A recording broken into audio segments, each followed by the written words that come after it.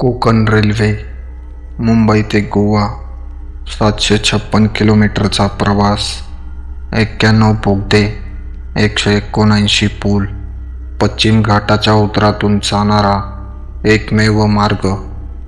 रात्रीय रेल्वेत बसलेला प्रवासी जेव्हा बोगद्यात शिरतो तेव्हा काही मिनिटांसाठी संपूर्ण जग बंद होतं.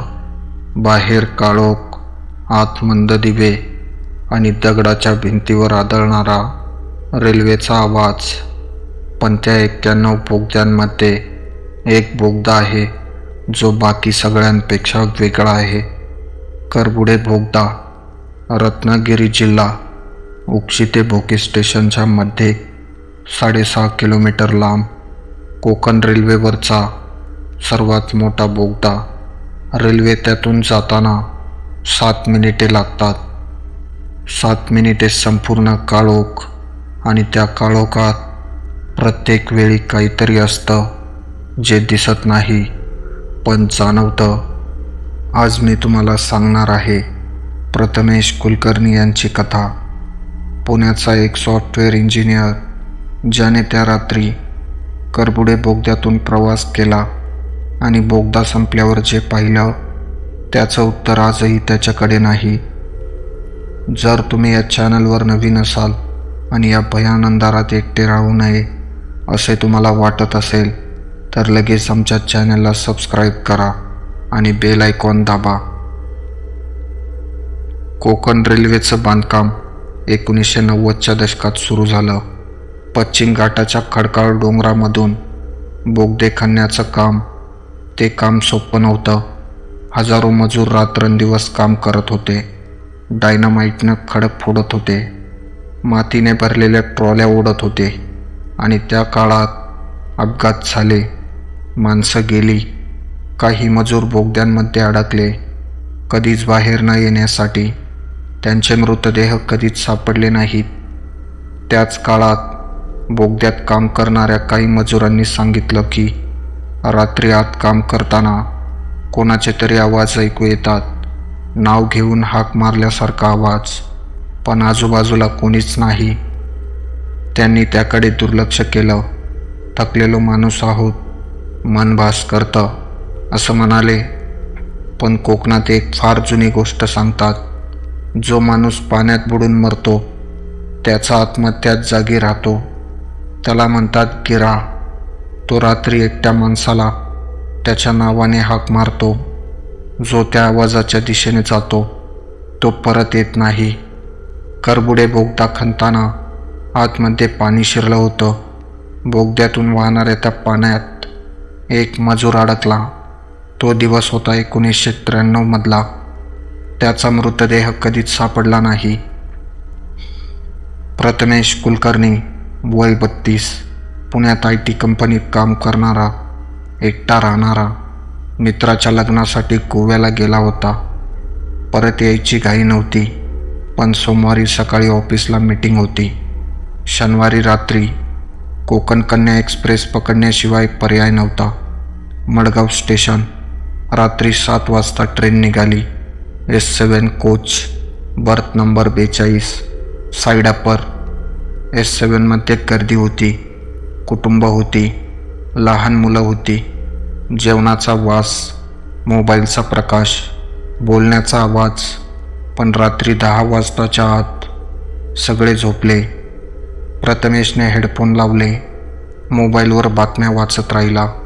बाहेरच्या खिडकीतून जाणारी काळी रात्र बघत राहिला. बोगदा आला गेला, नदीचा पूल आला गेला, परत बोगदा. कोकण रेल्वेचा नेहमीचा लपाछपीचा खेळ, काळोख आणि उजेडाचा. रात्री 11:45 रत्नागिरी स्टेशन आलं. धक्का होता. अनेक प्रवासी उतरले. S7मधली गर्दी निम्म्याहून कमी झाली. प्रथमेशच्या बाजूची साईड लोअर बर्थ रिकामी झाली. मधला बर्थ घेऊन झोपलेला माणूस निघून गेला. वरचा बर्थ आधीच रिकामा होता. आता प्रथमेशच्या आजूबाजूचे तिन्ही बर्थ रिकामे होते. रात्री 12 वाजले. कोच शांत होता. फक्त रेल्वेचा लयबद्ध आवाज. प्रथमेशने मोबाईल बंद केला, डोळे मिटले आणि तेव्हाच ट्रेन थांबली. उक्षी स्टेशन, रत्नागिरीपासून जवळच. 1 मिनिट थांबली. कोणी उतरलं नाही, कोणी चढलं नाही. शांतता. ट्रेन पुढे निघाली. प्रथमेशला माहीत होतं, उक्षीनंतर लगेचच काय येतं. करबुडे बोगदा. त्याने खिडकीकडे पाहिलं. बाहेरची काळी रात्र आणखी काळी होत गेली. दगडाची भिंत जवळ आली आणि रेल्वेचा आवाज बदलला.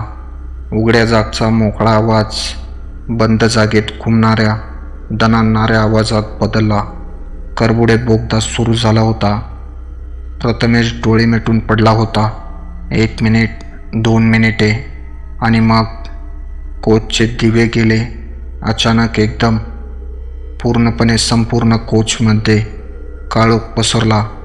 कुठेच काहीच नाही, फक्त रेल्वेचा आवाज आणि काळोख. प्रथमेशने घाईत मोबाईल उघडला, टॉर्च लावली आणि तेव्हाच प्रथमेश, एक आवाज, शांत, अगदी हळू, जणू कोणी त्याच्या कानाशी तोंड लावून बोलत आहे. त्याने झटकन टॉर्च इकडे तिकडे फिरवली. आजूबाजूचे तिन्ही बर्थ रिकामे होते. आपला बाद झाला असेल, तो स्वतःशी म्हणाला. श्वास नियंत्रणात आणला.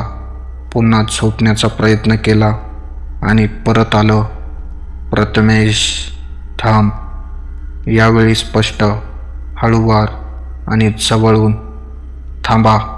पुढे काय झालं हे ऐकण्यापूर्वी जर तुम्ही या भयकथा नेहमीच ऐकता आणि आमच्या चॅनलशी अजूनही जोडलेले नसाल तर आत्ताच बेल आयकॉनवर क्लिक करा. पुढील धडकी भरवणाऱ्या कथा तुमच्यापर्यंत पोचतील. प्रथमेशने खाली उतरण्याचा प्रयत्न केला. साईड अपर बर्थवरून खाली पाय ठेवला आणि थांबला. साईड लोअर बर्थवर कोणीतरी बसलेलं होतं. रत्नागिरीला रिकामी झालेली बर्थ. उक्षीला कोणी चढलं नव्हतं, तरी कोणीतरी बसलेलं होतं. प्रथमेशने थरथरत्या हाताने टॉर्च त्या दिशेने धरली. एक माणूस, मध्यम वय, 50च्या आसपास.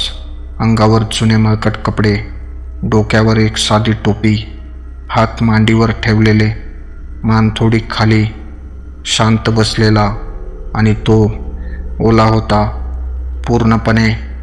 केसातून पाणी ठिपकत होतं, कपड्यातून पाणी ठिपकत होतं. बर्थवर पाण्याचे थेंब साचले होते. पण बाहेर बोगदा आहे.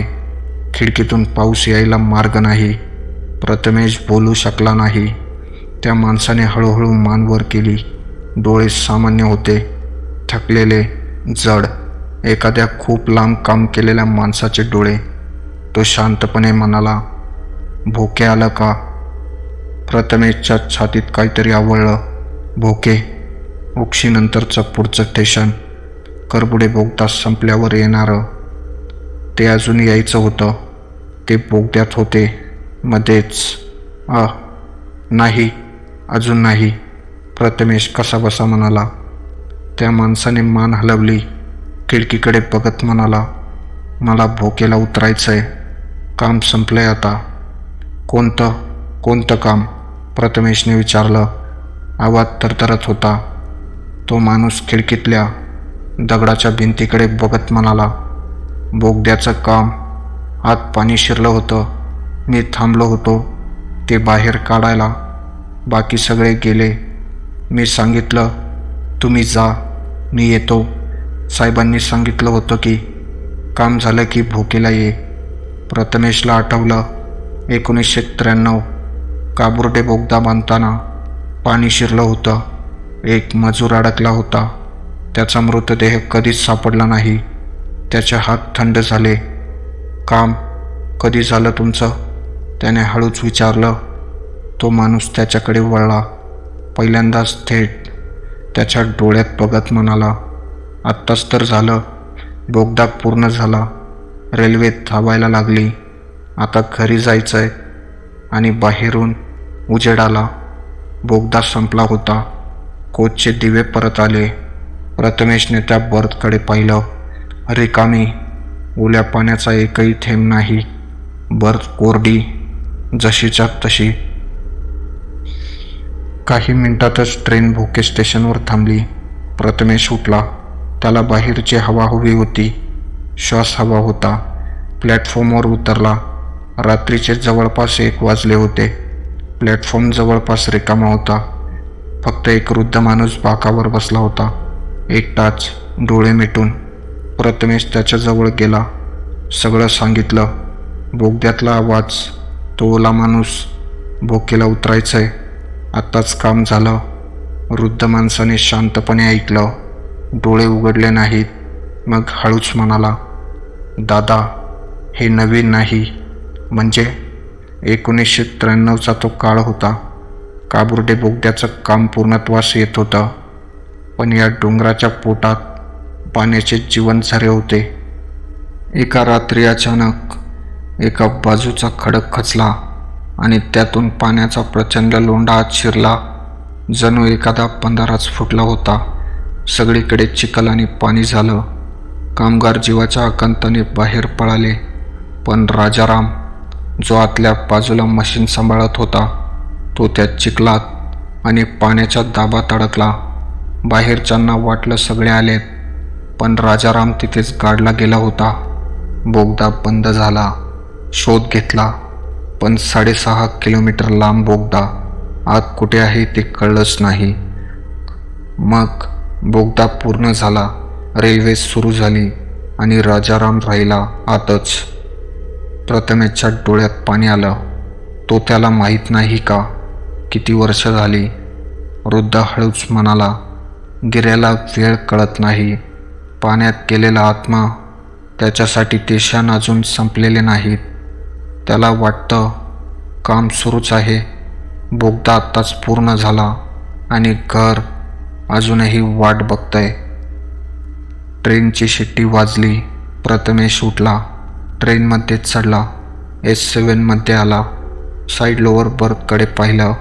रिकामी, पण बर्थच्या कोपऱ्यात एक जुनी मळकट टोपी पडली होती, ओली.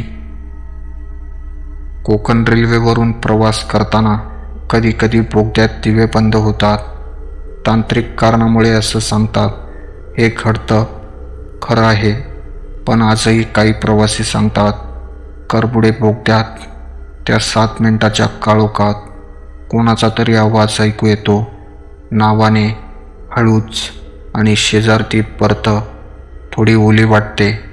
कोकणात म्हणतात, जो माणूस घर सोडून गेला आणि परत आला नाही, त्याची वाट त्याचं घर आजही बघत असतं. राजाराम आजही वाट बघतोय. भोकेला उतरायची, घरी जायची. त्याच्या घरचे कुठे आहेत माहीत नाही. त्याचं गाव कोणतं माहीत नाही. पण तो बोगद्यात आहे अजून. पुढच्या वेळी कोकण रेल्वेने प्रवास करताना, करबुडे बोगद्यात शिरताना एकदा मनात म्हणा, देवा, त्या आत्म्यांना शांती दे, त्याला घरी जाऊ दे. कदाचित तेवढाच पुरेसा असेल. पुढील धडकी भरवणाऱ्या भयकथा तुमच्यापासून दूर राहू नये म्हणून आत्ताच बेल आयकॉन दाबा आणि खाली कमेंटमध्ये सांगा, तुम्ही कधी रात्री कोकण रेल्वेतून प्रवास केलाय का? त्या बोगद्यात काय जाणवलं? भेटू पुढच्या भयान कथेत. तोपर्यंत काळजी घ्या.